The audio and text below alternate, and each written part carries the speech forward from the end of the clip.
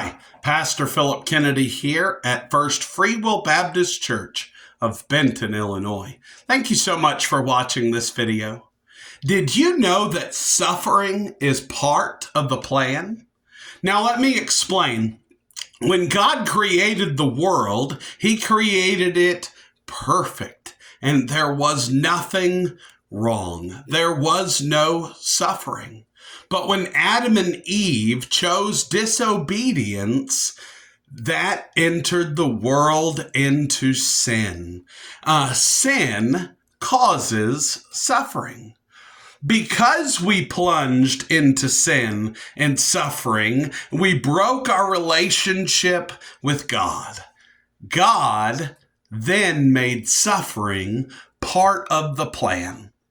God doesn't enjoy our suffering, but instead He entered into it that He might save us. In Mark 8, verse 31, it says, "And He began to teach them that the Son of Man must suffer many things and be rejected by the elders and the chief priests and the scribes and be killed, and after 3 days rise again."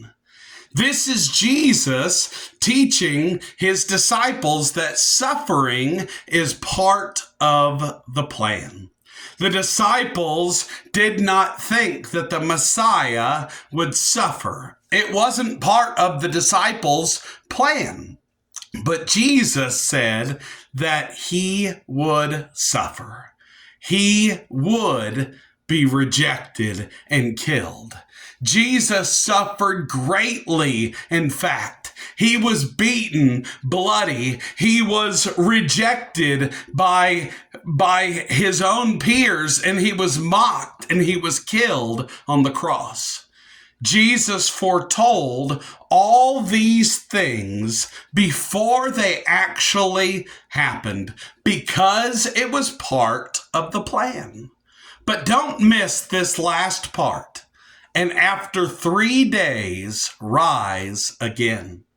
Jesus came back to life. He died on the cross, was buried in the tomb, and 3 days later came back. He resurrected. Jesus' plan was to suffer in our place and then overcome death and bring salvation and victory.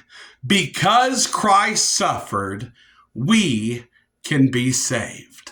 Amen.